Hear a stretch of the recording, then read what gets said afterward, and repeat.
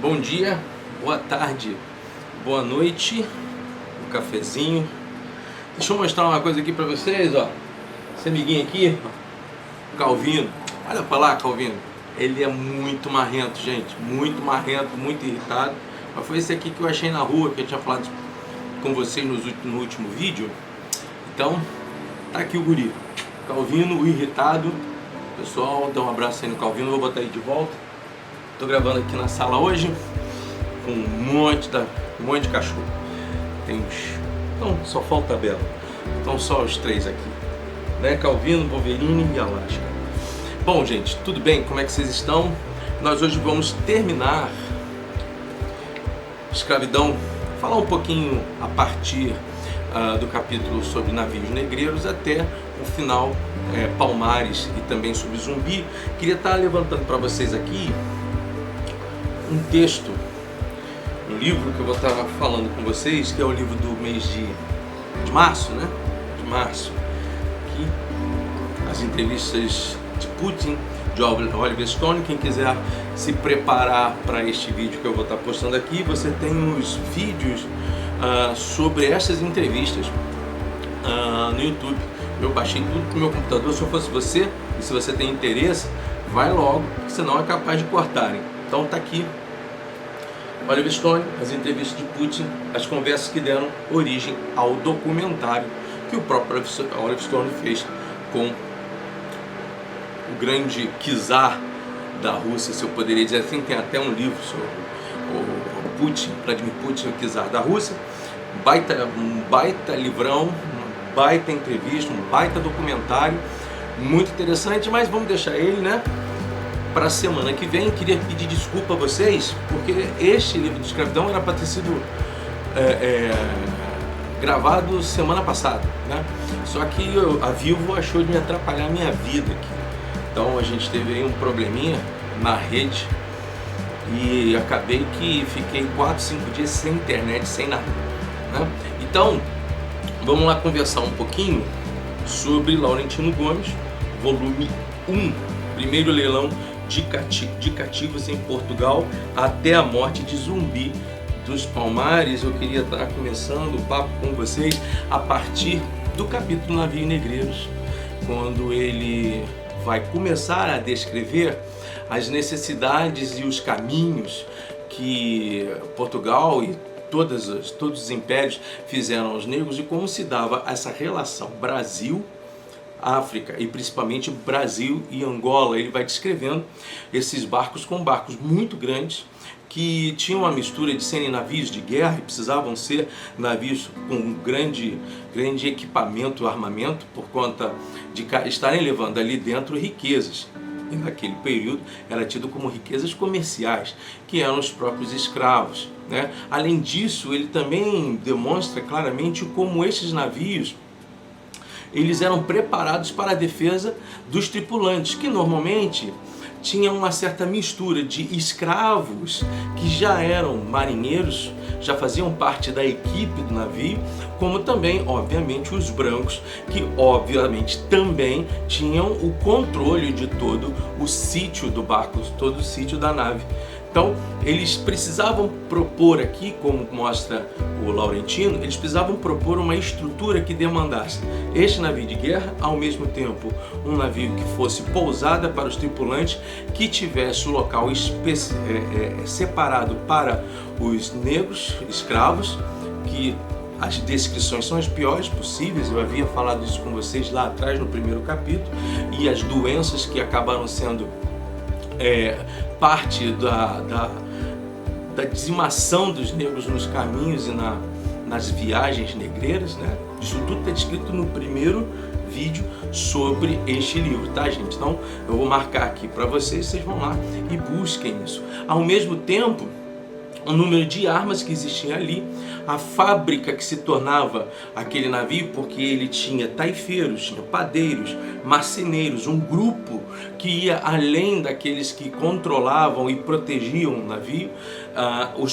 as formas como eram demandadas, por exemplo, um cozinheiro, quanto ele trabalhava por dia, o exercício, o tipo de serviço, o tipo da alimentação, muitas vezes uma alimentação pobre, muito pobre de vitamina C, de vitamina E, e que acabava gerando aos escravos um enfraquecimento. Muitos deles acabavam morrendo ali e jogados ao mar. E também uma outra condição, às vezes tinham algumas rebeliões lá dentro, né? E ele faz essa descrição muito clara de como era a condenação desses negros escravos, né?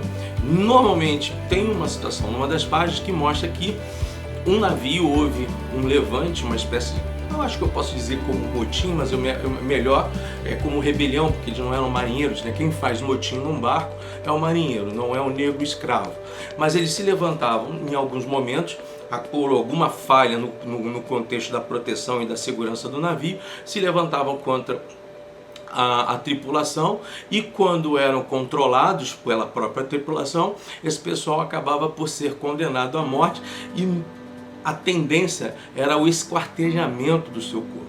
Então, uma das páginas mostra claramente que outros navios, ao saberem que houve uma reação de negros numa certa nau, eles acabam se aproximando para que os próprios negros escravos que estavam em seus respectivos navios pudessem ver a penalidade sendo materializada, que era justamente o cortar, o decapitar, o dividir o corpo desses negros escravos revoltosos. Isso valia de uma força psicológica muito grande, porque para eles as condições relativas ao que se fazia ao corpo afetava justamente ao seu contexto, da sua religião e das suas crenças espirituais. Era uma maldição, né? Então ele vai descrevendo todo esse meandro no navio, o tamanho dele, as formas, muito fora de senso perceber que existia sempre um religioso contratado, que era aquele que batizava os escravos assim que chegavam, e ali mesmo já aportuguesava os seus nomes. Ele por si só começava a dar os nomes dos apóstolos, de personagens bíblicos, para justamente já criar um elo com a religião católica. Os holandeses protestantes, eles também não eram melhores do que os portugueses e espanhóis católicos. É uma questão relativamente dura, na perspectiva de que você tinha realmente os brancos escravizando os negros e ponto final. O que ele vai, inclusive, aproveitando isso que eu falei, ele vai trabalhar um pouco sobre a ressignificação do escravo. Como é que eles conseguiam, então, sobreviver a todos esses problemas. Eu queria ler para vocês uma passagem na página 311. A escravidão não apenas divide, ela também une o que divide, observou o sociólogo francês Roger Bastide, um dos pais da Universidade de São Paulo e dos grandes estudiosos da cultura africana no Brasil. A escravidão não era apenas um aniquilamento social, completou a historiadora brasileira Mariana Cândido, professora também da Universidade de Notre Dame nos Estados Unidos. Em vez disso, era um processo de negociação, adaptação, invenção e transformação. Pessoas escravizadas tentavam encontrar novos significados e soluções para os novos desafios e que se encontravam procurando proteção e maneiras de criar o seu próprio mundo e garantir a integração social para si próprias e seus descendentes. Existiam alguns casos como, por exemplo, a mistura de tribos inimigas no mesmo navio, e depois também no continente americano, na Bahia, no Rio de Janeiro. Ele fala um pouco sobre o Valongo no Rio de Janeiro. Nós que somos aqui do Rio de Janeiro, fica lá pertinho do Hospital dos Servidores. E agora, quando perto, se eu não estou enganado, foi perto das Olimpíadas, começou a se remodelar a cidade e descobriram mais espaços que eram do Valongo. E dá para perceber duas coisas. Com o Valongo, ele ficava à beira da entrada dos navios, do cais. Então os negros já entravam no Valongo para serem avaliados, separados, dirigidos para o leilão. E quando você chega hoje no Rio de Janeiro, o Valongo, onde ele está atualmente, está a 3 quilômetros mais ou menos da Baía de Guanabara. Então, para você ver como houve um aterro posterior no Rio de Janeiro que deu essa distância, né? E ele está a 3 metros do que é hoje a cidade do Rio de Janeiro. Esse espaço, quando você vier ao Rio, tomando os seus cuidados necessários, tendo um guia turístico, se você não conhecer bem a cidade do Rio, eu proponho você a visitá-lo. É uma visita rápida, você vai ver aquele espaço, a descida, não me lembro agora se tinham alguns grilhões separados, eu estou botando aqui algumas fotos que de época descreviam o Valongo e também as fotos do Valongo hoje em dia. Uma questão também que ele descreve nesse sentido é que essas pessoas de tribos diferentes e muitas vezes inimigas acabavam por incorporar uma reinvenção de si mesmas quando no continente e rompiam os laços de oposição e deixavam para trás as intrigas e as diferenças que existiam no continente africano para poderem sobreviver como um povo, ainda que escravizado, ante todas as injustiças e todas as maldades e todas as injúrias que lhes eram submetidas, tanto no corpo como na alma, né? Então, tem uma questão, por exemplo, e no livro, no filme Amistad, isso fica muito claro, de que muitos negros, às vezes, que faziam parte de uma nobreza de certa tribo, quando aprisionados por tribos inimigas, acabavam virando escravos nas mãos dessas próprias tribos, ou pior, eram enviadas justamente para os navios negreiros brancos e vendidos ali, tá? Então, ele vai trabalhar bem densamente essa questão do navio, e ele vai são capítulos um atrás do outro consecutivos que vão mostrar a estrutura de aprisionamento dos negreiros, dos negros dentro dos navios negreiros. Depois ele vai demonstrar como se faz a chegada desses navios e como eram recebidos esses negros. Há um momento no capítulo que ele demonstra que existem até 7 marcas. O negro passava por 7 marcas, dando a condição de que, quando pego por uma outra pessoa, percebessem de onde ele veio, quando ele chegou, quem era o seu dono, se ele era um revoltado, se ele tinha alguma penalidade, se ele era um procurado.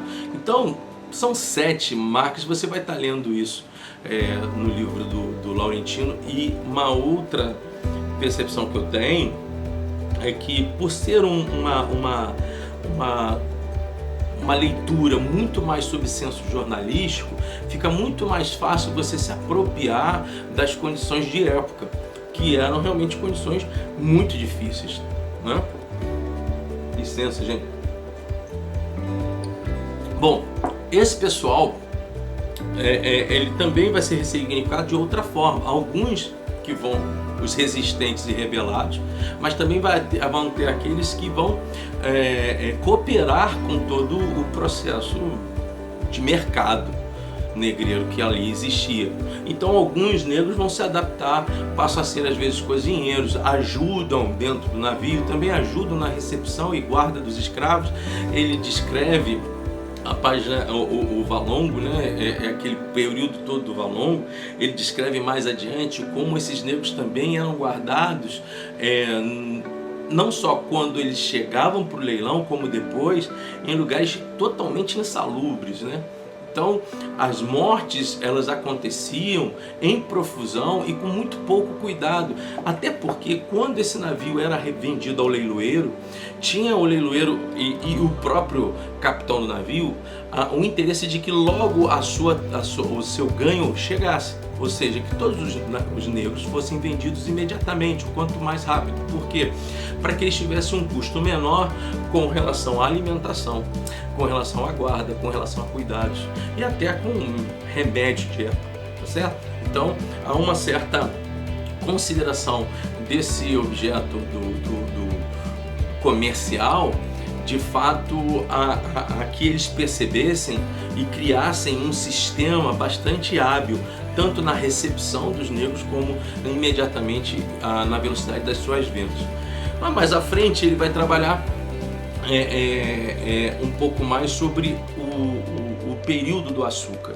eu achei muito legal e curioso. Eu já sabia sobre essa questão do açúcar, e principalmente a partir do século 17, 18, como 19, como o açúcar entrou na cultura das sociedades e como ele passou a ser não só um produto de grande disputa. Por isso que ele vai trabalhar um pouco a questão dos holandeses com os portugueses, que não era só o interesse sobre o mercado escravo, mas é ter o mercado escravo como base de toda a cultura açucareira da época, mas como o ingresso cultural do açúcar, ele foi ao mesmo tempo prejudicial e lucrativo. E ele vai colocando alguns dados.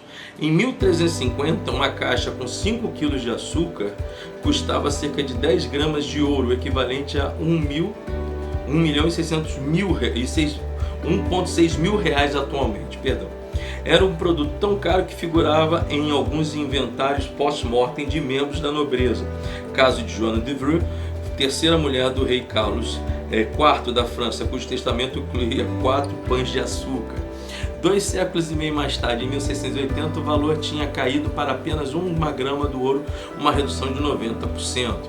Hoje, 5 kg de açúcar custam nos supermercados brasileiros cerca de R$12, preço inferior a 7,5% de 1 grama de ouro. Vou até depois ver quanto é que está o preço do açúcar hoje, que está tudo aumentando. Atualmente, cada um dos 7,6 bilhões de seres humanos consome em média 23 kg de açúcar por ano. No Brasil, o consumo per capita é de 52 kg de açúcar por ano, ou 1 kg por semana, mais do que o dobro da média mundial. Uma única garrafa de PET, de Coca-Cola ou da Pepsi de 2 litros tem hoje a quantidade de açúcar que um inglês levava 6 meses para consumir 300 anos atrás. Ele vai traduzindo a relação do açúcar com a sociedade de época, no contexto comercial, mas também no contexto cultural, porque ele está querendo fazer uma ponte para chegar justamente ao caminho Angola e Brasil e a incidência dos holandeses, primeiro lá em cima no Nordeste, para aquelas lutas todas, Pernambuco, por exemplo, as batalhas que nós tivemos entre holandeses e portugueses, e a partir daí o impacto que o açúcar tinha em todas essas demandas. Você sabe muito bem que naquele período nós tivemos as guerras holandesas, e mais à frente o que ele nos mostra, ele vai tentar nos mostrar, é que nós tivemos a colônia portuguesa, ao assinar um armistício com os holandeses, ela teve que pagar muito pela recuperação das suas terras, e esse dinheiro todo foi tirado no mercado e da produção da sua melhor colônia, que era o Brasil. Também os investimentos portugueses, através da produção, tanto no mercado negreiro como também do açúcar, monetizaram empresários e o próprio cofre da coroa a produzir grandes naus, grandes navios de guerra. E ele vai tratar sobre isso aqui mais à frente. Eu estou tentando não jogar tudo para vocês, as informações, premissas, porque eu acho que você tem que ler. Você precisa estar lendo para você entender exatamente a alma, e como essa é uma construção jornalística, cada capítulo que o Laurentino faz, ele é amarrado a um subsequente para dar uma lógica de entendimento a você, leitor.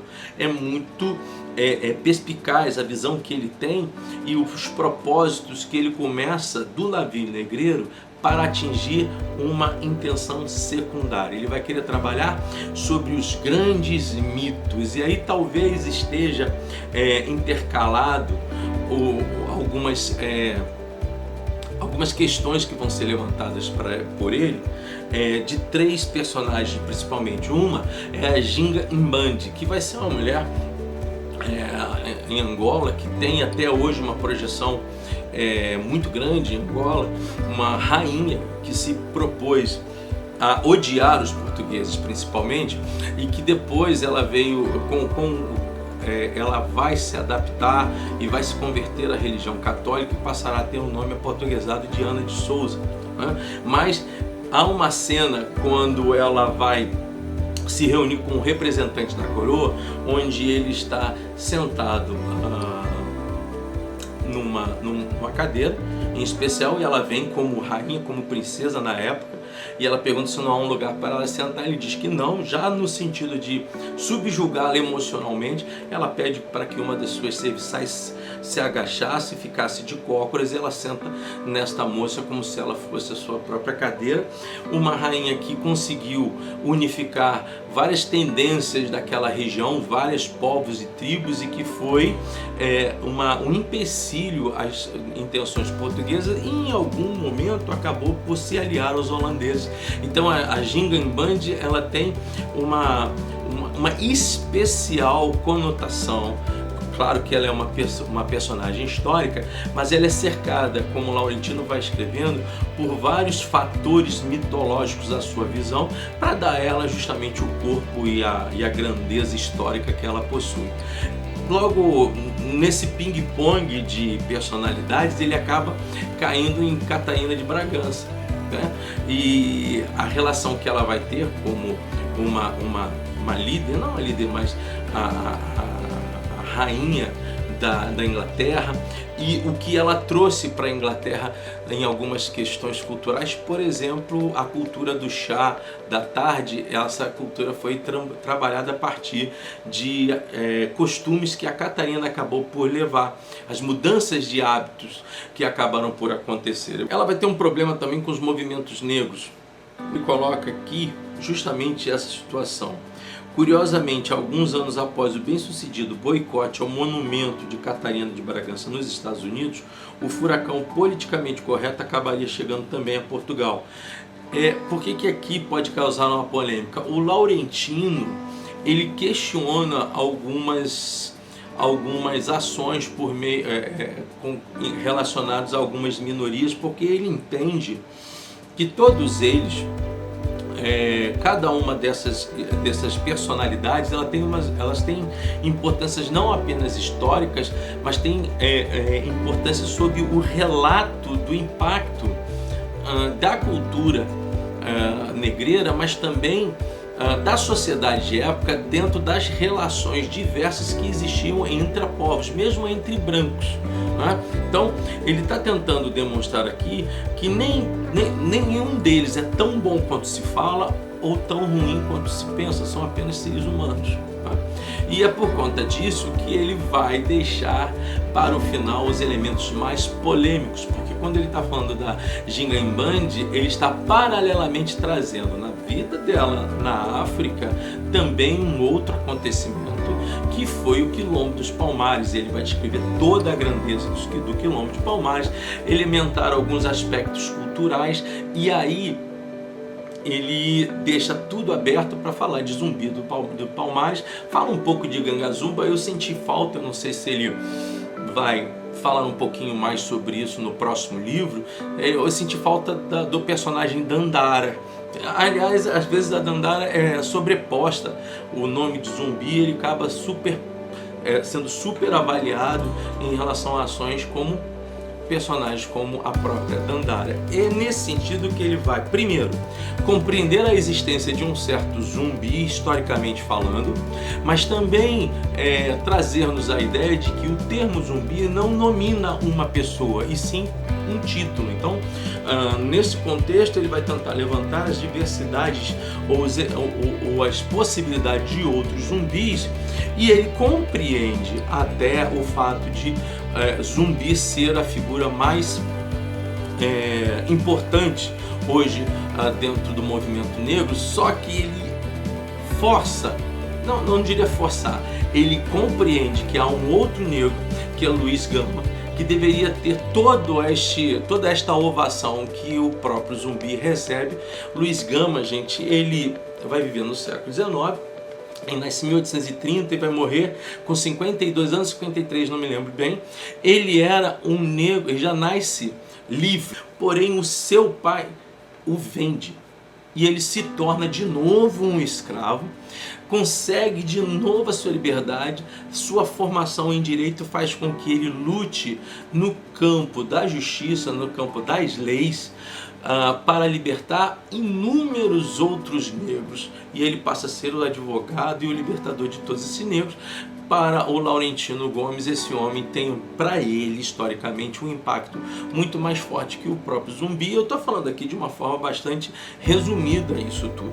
No final ele vai fechar justamente com a questão do ciclo do ouro, mas ele deixa isso em aberto, porque é o próximo livro que ele deve estar lançando agora, se a Covid não atrapalhar os intentos do Laurentino. Tá certo, gente? Então a gente fecha aqui o primeiro livro, Escravidão. Eu trouxe isso de uma forma bem mais rápida para que vocês possam ter essa compreensão de como o Laurentino descreve as situações. Eu vou até trazer um parágrafo que eu achei interessante aqui.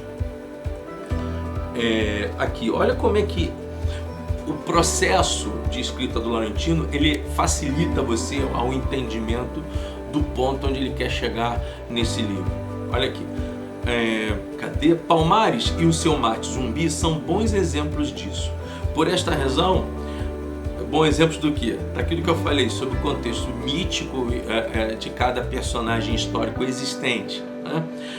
Palmares e seu mate Zumbi são bons exemplos disso. Por essa razão, hoje, passado 3 séculos e meio, esse é ainda o Palmares que tanto se fala no Brasil. Segundo a expressão usada no relatório da malograda expedição do capitão Blair de 1645, poucos assuntos na história da escravidão brasileira têm despertado tanta curiosidade, tantos estudos e tanta polêmica. Sendo assim, o desfecho dessa guerra de Palmares em torno do calendário cívico, longe de acabar, depende muito da capacidade da sociedade brasileira de se pôr de acordo a respeito dos significados em torno da figura de Zumbi. Quem teria sido ele?